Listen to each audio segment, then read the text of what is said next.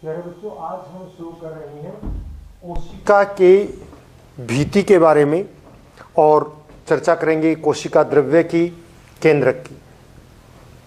हम पिछले लेक्चर में कर रहे थे कि कोशिका कोई भी हो, चाहे जंतु कोशिका हो या पादप कोशिका हो, उसके चारों ओर एक झिल्ली होती है जिसे हम कोशिका झिल्ली कहते हैं।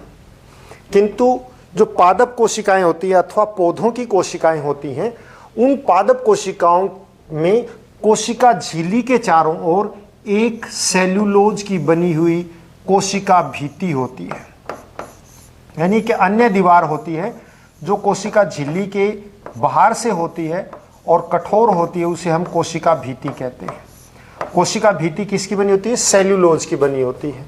किन में पाई जाती है? पादप कोशिकाओं में पाई जाती है। कोशिका भित्ति निर्जीव होती है, जीवित नहीं होती, और कोशिका भित्ति बहुत कठोर होती है।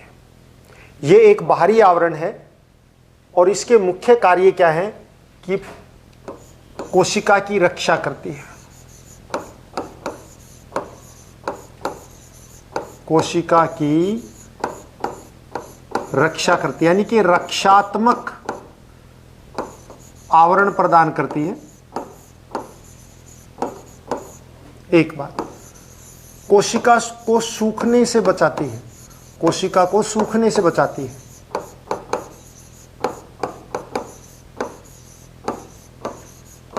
सूखने से बचाती है।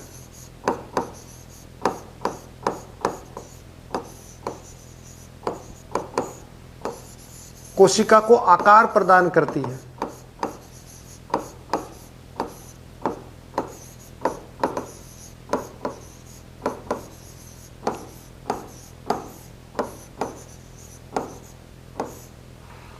मतलब उस एक रक्षात्मक आवरण प्रदान करती है, कोशिका को जो है सूखने से बचाती है और तेज वायु से रक्षा करती है, वायुमंडल की नमी को बनाए रखती है इसमें, यानी सूखने से बचाती है। तो इस प्रकार से एक रक्षात्मक आवरण प्रदान करती है। कोशिका भित्ति आपको बताया है निर्जीव होती है, सेल्यूलोज की बनी होती है और ये काफी मोटी दीवार होती है और कोशिका झिल्ली के बाहर से होती है। अब देखिए बच्चों, कोशिका के अंदर कोशिका द्रव्य भरा होता है। कोशिका में क्या भरा होता है? कोशिका द्रव्य भरा होता है। अब हम बात करते हैं, देखिए कोशिका द्रव्य या उस चीजों को बात करें उससे पहले हम एक और वो करते हैं।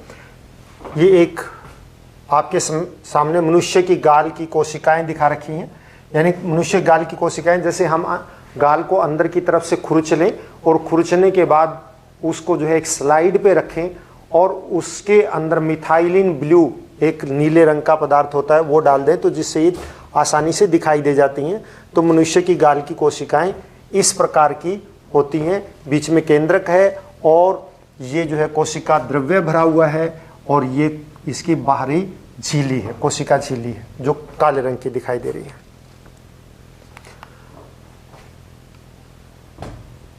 ये दो पादप और जंतु कोशिकाएं दिखा रखी हैं बच्चों। ये जंतु कोशिका है और ये पादप कोशिका है।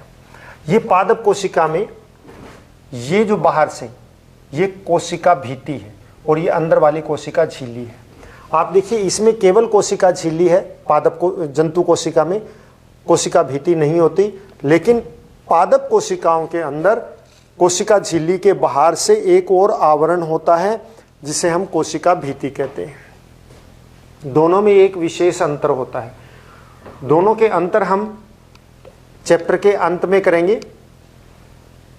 हम आगे करते हैं, कोशिका का केंद्रक के बारे में बात करते हैं।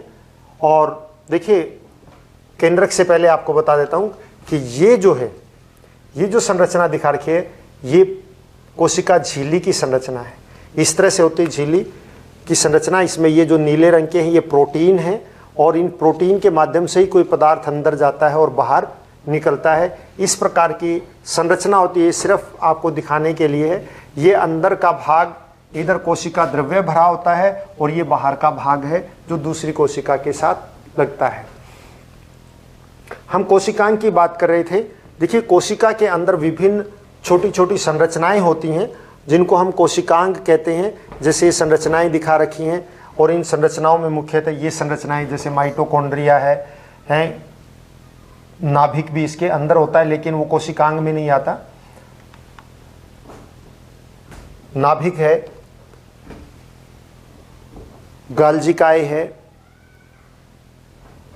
कोशिका के अंग यानी कोशिका में छोटी छोटी संरचनाएं होती हैं जिन्हें हम क्या कहते हैं, कोशिकांग। और उन कोशिकांग को मतलब माइटोकॉन्ड्रिया है, जैसे गाल्जिकाए है, राइबोसोम है, ये सभी जो हैं, रिकिटका है, प्लेस्टिड है, ये सभी ऐसी छोटी छोटी संरचनाएं हैं और इन संरचनाओं को हम कोशिकांग बोलते हैं। और कोशिकांग के विभिन्न कार्य होते हैं कोशिका के अंदर, और वो हम बड़ी क्लासों में पढ़ेंगे, लेकिन फिर भी हम कुछ कोशिकांग आपको दिखाने की कोशिश मैं करूंगा। लेकिन सबसे पहले हम बात करते हैं नाभिक की। नाभिक क्या होता है? कोशिका के केंद्रक में, मैं आपको पुनः बता देता हूं, जो कोशिका है, कोशिका के केंद्रक में एक संरचना होती है, उसको बोलते हैं नाभिक। और कोशिका के अंदर बहुत सारा तरल पदार्थ भरा होता है और उसमें कुछ संरचनाएं तैरती हैं जिनको हम कोशिकांग कहते हैं। मैं पुनः आपको जो एक बार चित्र दिखा देता हूं और उसके बाद फिर हम आगे बढ़ेंगे। कोशिका का चित्र दिखाकर आपको बताता हूं मैं। ये जो संरचना है, ये कोशिका है, ये कोशिका की झिल्ली। और कोशिका के अंदर जो भी, कोशिका इस झिल्ली के अंदर जो भी भाग, चाहे वो पादप कोशिका है चाहे जंतु कोशिका है, कोशिका के अंदर का जो भी भाग है इसको हम जीव द्रव्य कहते हैं। यानी इस कोशिका झिल्ली के अंदर का जो भी भाग है जिसमें सभी छोटी छोटी संरचनाएं जैसे रिक्तिका, केंद्रक, कोशिका द्रव्य, ये सब आ जाते हैं। माइटोकॉन्ड्रिया है, प्लेस्टिड है, लाइसोसोम है, राइबोसोम है, गाल्जिकाए हैं, ये सब छोटी छोटी संरचनाएं आती हैं। इन सभी संरचनाओं को हम इकट्ठा बोलते हैं जीव द्रव्य। यानी कोशिका की झिल्ली के अंदर जो बंद भाग है उसको हम क्या बोलते हैं? जीव द्रव्य बोलते हैं। जीव द्रव्य में मुख्य दो भाग होते हैं, एक कोशिका द्रव्य और दूसरा केंद्रक। ये बीच का भाग केंद्रक होता है, जैसे ये केंद्रक है, और केंद्रक को छोड़कर बाकी सारा भाग क्या कहलाता है? जीव द्रव्य कहलाता है, कोशिका द्रव्य कहलाता है। और कोशिका द्रव्य में क्या होते हैं? छोटी छोटी संरचनाएं होती हैं जिनको हम क्या बोलते हैं? कोशिकांग। दोबारा सुनिए, सबसे बाहर अगर पादप कोशिका है तो कोशिका भीति होगी, और बाकी सभी कोशिकाओं में क्या होती है? कोशिका झिल्ली सबसे बाहर होती है। कोशिका झिल्ली में जितना भी पदार्थ भरा होता है उसको हम क्या कहते हैं? जीव द्रव्य कहते हैं। तो जीव द्रव्य, ये जो कोशिका झिल्ली है इसके अंदर ये पूरा बंद भाग जो है, ये कोशिका का जो ये बंद भाग है इस कोशिका झिल्ली के अंदर, इसको क्या बोलते हैं? जीव द्रव्य। चाहे पादप कोशिका हो और चाहे जंतु कोशिका हो, तो ये पूरा भाग क्या कहलाता है? कोशिका झिल्ली के अंदर का भाग क्या कहलाता है? जीव द्रव्य। जीव द्रव्य के दो मुख्य भाग होते हैं, एक केंद्रक और दूसरा कोशिका द्रव्य। कोशिका द्रव्य में क्या पाए जाते हैं? कोशिकांग पाए जाते हैं। कोशिकांग मतलब छोटी छोटी संरचनाएं जो कोशिका द्रव्य में तैरती रहती हैं और उनके विभिन्न कार्य होते हैं, उनको हम क्या कहते हैं? कोशिकांग बोलते हैं। कोशिकांग के मुख्य नाम की अगर हम बात करें, कुछ संरचनाएं मैं आपको दिखाऊंगा इसी में, जैसे माइटोकॉन्ड्रिया, रिक्तिका, देखिए रिक्तिका ये रहा, आपको दिखा रहा, ये माइटोकॉन्ड्रिया की संरचना है। इसी तरह से प्लेस्टिड होते हैं जो पादप कोशिका के अंदर होते हैं, जिसको हरित लवक भी बोलते हैं। ये हैं लाइसोसोम है, राइबोसोम है, ऐसी बहुत सारी संरचनाएं होती हैं। इन संरचनाओं को हम क्या बोलते हैं? कोशिकांग बोलते हैं। अब हम बात करेंगे जो सबसे बाहर वाली, ये आपको मैं चित्र दिखाने जा रहा हूं कि ये जो कोशिका झिल्ली है इसकी संरचना कैसी होती है, और उसके बाद हम केंद्रक की बात करेंगे कि इसका नाभिक या केंद्रक किस प्रकार होता है। ये जो संरचना आपको दिखाई दे रही है, ये संरचना कोशिका झिल्ली की है। किसी भी कोशिका में कोई भी पदार्थ का जब प्रवेश होता है वो कोशिका झिल्ली के माध्यम से होता है, और उसकी दीवारों में, कोशिका झिल्ली के अंदर प्रोटीन होते हैं, ये जो प्रोटीन दिखाई दे रहे हैं, इन प्रोटीनों के माध्यम से ही कोई भी पदार्थ इसके अंदर जा सकता है या अंदर से बाहर निकल सकता है, और ये बाकी सभी पदार्थों को आने जाने से रोकती है और कोशिका को एक निश्चित आकार प्रदान करती है। अब हम बात करते हैं कोशिका का केंद्रक। बहुत ही मुख्य संरचना होती है कोशिका केंद्रक की। केंद्रक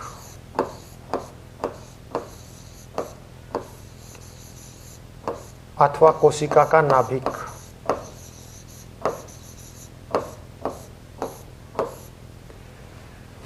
ये एक नाभिक जो है एक झिल्ली से घिरा होता है, जिसको हम नाभिक की झिल्ली बोलते हैं, यानी कि एक झिल्ली के माध्यम से घिरा होता है। और ये एक केंद्रक झिल्ली भी कह देते हैं इसको हम, बाहर की।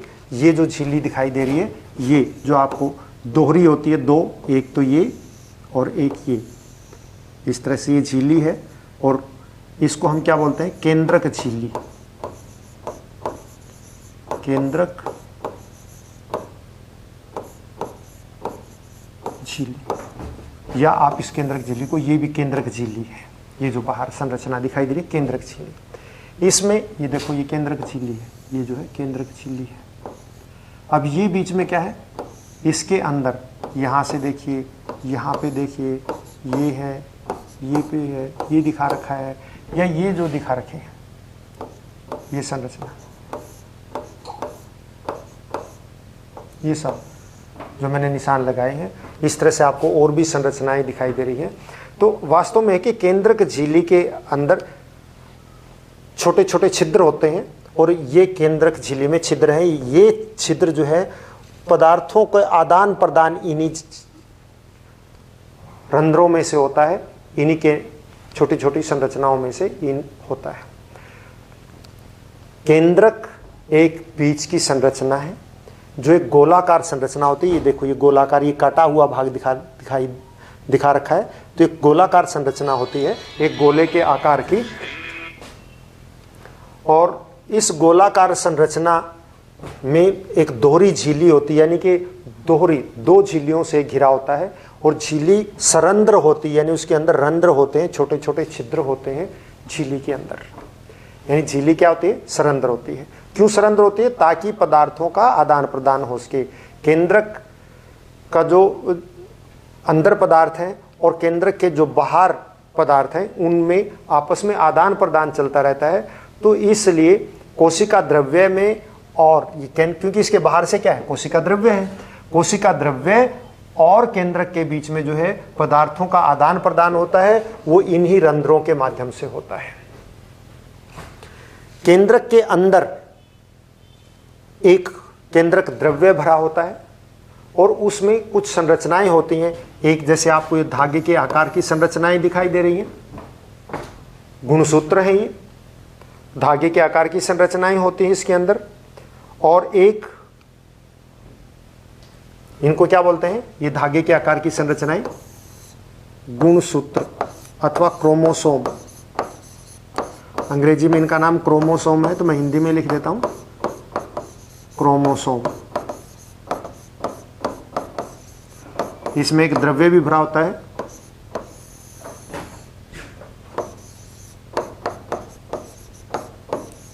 केंद्रक द्रव्य। उसमें संरचनाएं तैरती हैं। एक तो धागे के आकार की संरचनाएं होती हैं जिनको हम गुणसूत्र बोलते हैं। इन गुणसूत्रों का मुख्य कार्य ये है कि ये पीढ़ी दर पीढ़ी गुणों को स्थानांतरित करते रहते हैं। इनके ऊपर छोटी छोटी संरचनाएं होती हैं जिनको हम जीन कहते हैं। क्या कहते हैं?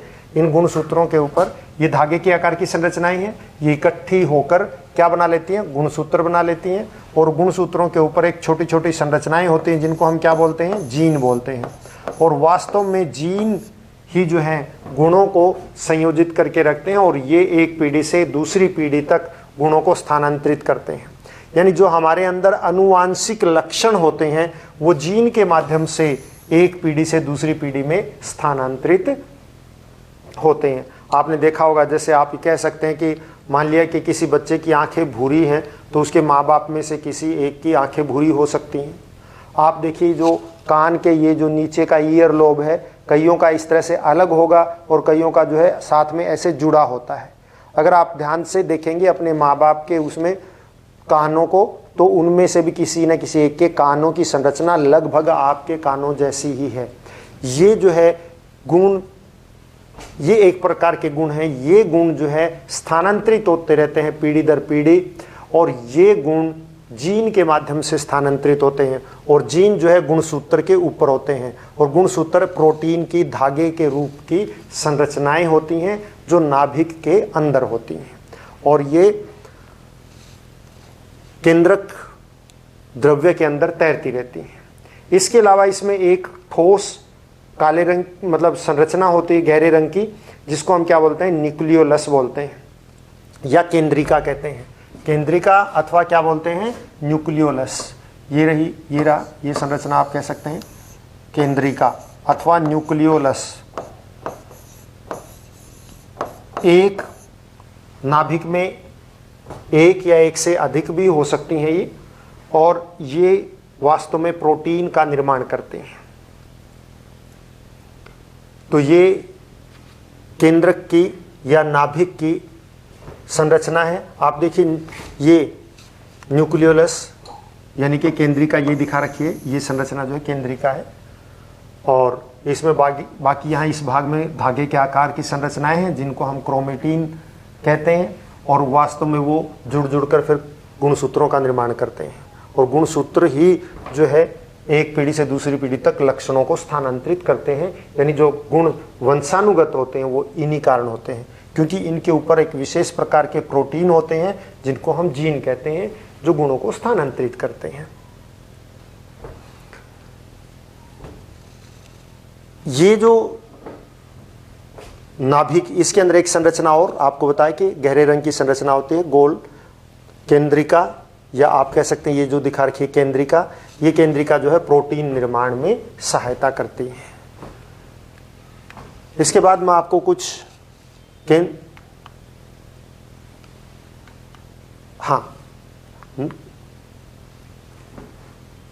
ये जो है कोशिकांग है, जैसे माइटोकॉन्ड्रिया, इस प्रकार की संरचना होती है, और माइटोकॉन्ड्रिया के अंदर ही ऊर्जा उत्पन्न होती है, जो वास्तव में जो हम भोजन खाते हैं और उसमें जो ऊर्जा उत्पन्न होती है वास्तव में वो अंत में जाकर माइटोकॉन्ड्रिया में होती है।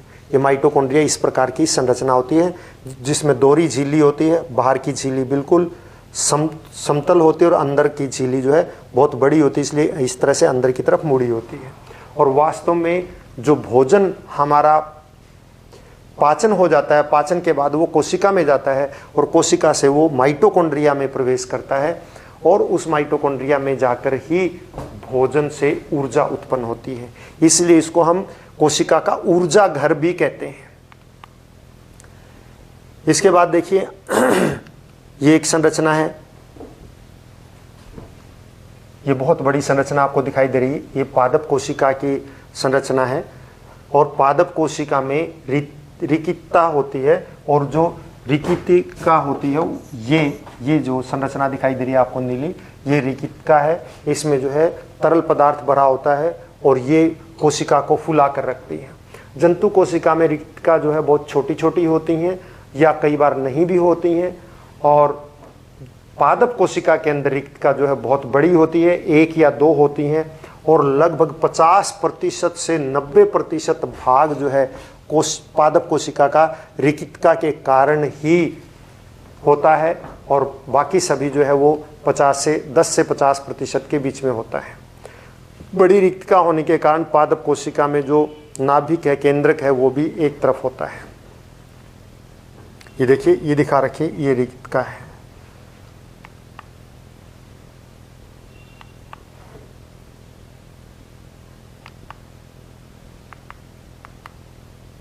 इसके अलावा